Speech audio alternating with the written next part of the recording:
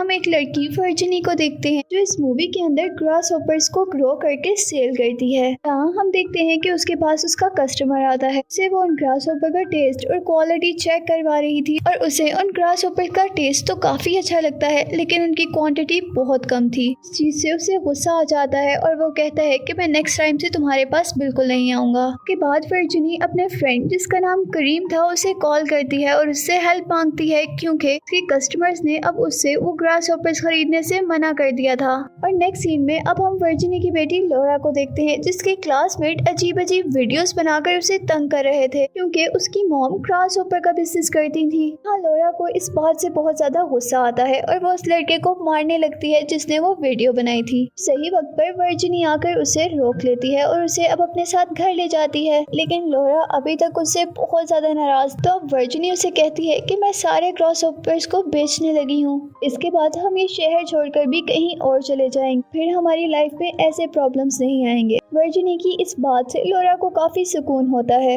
और अब next day हम देखते हैं कि वर्जिनी के पास एक कस्टमर आता है उन ग्रास हॉपर्स को खरीदने के लिए, लेकिन वो उसे उन ग्रास हॉपर्स के बदले बहुत थोड़े पैसे दे रहा था और इसीलिए वर्जिनी उसे वहाँ से भगा देती है। यहाँ वर्जिनी अब बहुत ज्यादा गुस्से में थी। अब वो ग्रास हॉपर फील्ड में जाकर उस सारे ग्रास हॉपर फील्ड को तोड़ रही थी कि तभी वो स्लिप होकर बेहोश हो जाती है। जब अब वर्जिनी को होश आता है तो वो देखती है कि उसकी इंजरी पर बहुत सारे ग्रास हॉपर्स बैठे हुए हैं। चीज देखकर उसे काफी अजीब लगता है क्योंकि ग्रास हॉपर तो सिर्फ हर्ब फीड करते हैं, नहीं वो तो पूरी तरह से वेजिटेरियन होते हैं। और अब वो खून क्यों पी रहे थे? ग्रास हॉपर्स उसकी इंजरी पर बैठ गए थे जिसकी वजह से उसकी इंजरी और भी ज्यादा बढ़ गई थी। अब नेक्स्ट डे वो करीम के पास जाती है और उससे वो कस्टमर के बारे में पूछती है और तब करीम बताता है जो पहले भी कस्टमर आया था वो भी उसी के कहने पर आया था। इसके बाद वो डिसहार्ट होकर दोबारा घर चली जाती है। घर जाकर वो जैसे ही ग्रास हॉपर फील्ड में जाती है तो वो बहुत ज्यादा हैरान हो जाती है क्योंकि फील्ड के अंदर ग्रास हॉपर बहुत ज्यादा हो गए थे, साथ ही उन ग्रास हॉपर्स का साइज भी काफी इंक्रीज कर गया था।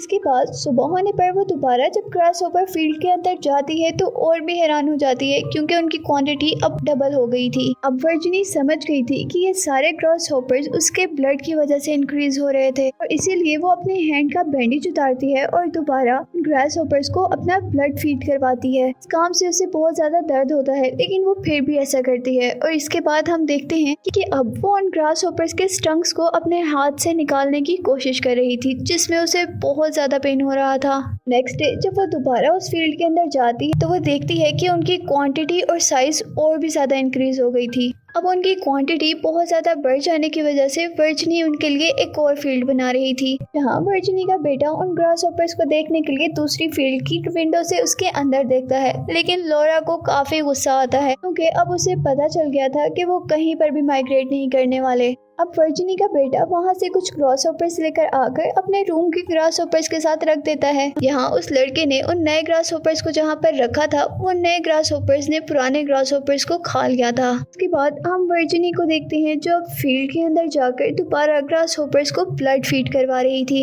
ये सब करने के बाद वो अब करीम के पास जाती है जहाँ वो उसे कस्टमर्स के बारे में कहती है, लेकिन करीम उसे बताता है कि उसके कस्टमर उसे बहुत कम पैसे देंगे और इसीलिए वो उसे इनकार कर देती है। और अब वो अपने पुराने कस्टमर से कांटेक्ट करती है। हाँ, वो आदमी जब उन ग्रास हॉपर्स की क्वालिटी के बारे में पूछता है तो वो लड़की कहती है कि ये पहले से भी अच्छे, और फिर वो आदमी वो सारे ग्रास हॉपर्स खरीद लेता है। इसके बाद वर्जिनी घर आती है, फिर बहुत सारे ब्लड का ऑर्डर देती है जिससे वो ग्रास हॉपर्स को फीड करवा सके। और जब वो लड़का वो ब्लड लेकर पहुंचता है तो उससे पूछता है कि तुम इतने ज्यादा ब्लड का क्या करोगी?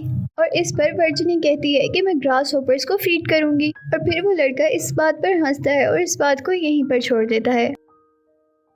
और इसके बाद हम देखते हैं कि वर्जिनी एक एक करके वो ब्लड ग्रास हॉपर्स को दे रही थी, फीड करवा रही थी। इसके बाद सीन लोरा की तरफ शिफ्ट होते हैं जहां उसका फ्रेंड उससे मिलने आता है और उसे कहता है कि मैं अभी तुम्हारे घर गया था जहां उस फील्ड में ग्रास हॉपर बहुत ज्यादा शोर कर रहे थे, क्या तुम इन शोर से तंग नहीं होती? इस बात पर लोरा उसे कुछ नहीं कहती, लेकिन लोरा को बहुत ज्यादा गुस्सा आ जाता है। और इसके बाद लोरा ग्रास हॉपर फील्ड के अंदर जाती है और पूरी ग्रास हॉपर फील्ड को डिस्ट्रॉय कर देती है, जिसकी वजह से वहाँ वहाँ से सारे ग्रास होपर्स निकल जाते हैं। यहाँ वो ग्रास होपर्स उसके भाई पर अटैक करते हैं, लेकिन उसका भाई गाड़ी में था और इसीलिए वो बच गया। वो सारे ग्रास होपर्स उसके भाई की गोट पर अटैक कर देते हैं, जिसकी वजह से वो गोट वहाँ से भाग जाती है। और जब वर्जिनी घर आती है तो उसका बेटा उसे ग्रास होपर्स के बारे में बताता है। उसके बाद वो लोरा और उसके भाई को अपने घर के अंदर रहने का कहती है और साथ ही वो लोरा के फ्रेंड को उसके घर जाने का भी कहती है। और ये सब करने के बाद वर्जिनी अपने बेटे की गोट को ढूंढने चली गई थी और थोड़ी ही दूर जाने पर वर्जिनी को वो गोट दिख भी जाती है, जिसका उन ग्रास होपर्स ने बहुत बुरा हाल कर दिया था। घर आने पर वर्जिनी का बेटा वर्जिनी से पूछता है कि क्या आपको वो गोट मिली। वो कहती है कि नहीं, शायद वो कहीं भाग गई होगी। और उसी दौरान वो लोरा को देखती है जो काफी अजीब बिहेव कर रही थी। शायद वो डरी हुई थी, जिससे वो समझ जाती है कि वो फील्ड लोरा ने ही खराब की थी। अब वो गुस्से में लोरा को एक रूम में लॉक कर देती है और साथ ही वो उसे ये भी कहती है कि अब उसे इस घर के अंदर ही रहना होगा। ये सुनकर लोरा और भी ज्यादा डर जाती है। नेक्स्ट डे हम देखते हैं कि वर्जिनी को भी लोरा के लिए काफी बुरा फील हो रहा था और वो इसलिए उससे बहुत फ्रेंडली बात करती है और उससे फैमिली पिकनिक पर जाने का कहती है। और नेक्स्ट सीन में हम सब उन्हें बीच के पास देखते हैं, जहाँ लोरा को उसकी बॉडी पर बहुत सारी इंजरीज नजर आती हैं और लोरा उससे बारे में पूछती है, लेकिन वर्जिनी उसकी बात को इग्नोर कर देती है क्योंकि असल में ये इंजरीज ग्रास होपर को ब्लड फीड करने से आई थी। यहाँ पिकनिक पे वो लोग बहुत एंजॉय करते हैं और जैसे ही घर पहुँचते हैं तो वर्जिनी ने अपने फ्रेंड करीम की हेल्प से लोरा के लिए एक सरप्राइज प्लान किया था, जहाँ लोरा अपनी न्यू स्कूटी को देखकर बहुत ज्यादा खुश हो जाती है। ये सब वर्जिनी लोरा को खुश करने के लिए ही कर रही थी। नेक्स्ट सीन में हम देखते हैं कि वर्जिनी अपने बिजनेस पर दोबारा फोकस हो गई थी और वो जैसे ही ब्लड के लिए ऑर्डर करती है, उसे बताया जाता है कि उसके पास लाइसेंस ना होने की वजह से लोग उसे ब्लड सप्लाई नहीं कर सकते। इसी दौरान दोबारा वहाँ पर ग्रास होपर फील्ड बनाने के लिए कुछ लोग आ जाते हैं। वर्जिनी ने ही बुलाया था और जगह की कम होने की वजह से वर्जिनी अपने घर का ट्री काटने लगी थी, जिसे उसका बेटा काटने से मना कर रहा था और इस वजह से वो बहुत ज्यादा गुस्सा हो जाती है। और इसके बाद वर्जिनी अपना ब्लड निकाल रही थी उन ग्रास होपर्स को फीड करने के लिए। सबको देखकर उसका फ्रेंड करीम उससे कहता है कि तुम्हारा बिजनेस बहुत अजीब है। और ये बात वर्जिनी को बहुत ज्यादा बुरी लगती है और वो उसे कहती है कि तुम्हारा आना मुझे डिस्टर्ब करता है और नेक्स्ट टाइम जब भी तुम आओ तो मुझे कॉल करके आना। इससे करीम बहुत हर्ट होता है और वहाँ से चला जाता है। वर्जिनी बहुत ज्यादा परेशान थी क्योंकि वो ब्लड अरेंज करना चाह रही थी, लेकिन ब्लड अरेंज नहीं हो रहा था। और उसी दौरान उसे एक डॉग की आवाज आती है और वो उस डॉग को पकड़ती है, उन ग्रास होपर्स फील्ड में डाल देती है और जल्द ही वो सारे ग्रास होपर्स उस डॉग को खा लेते हैं।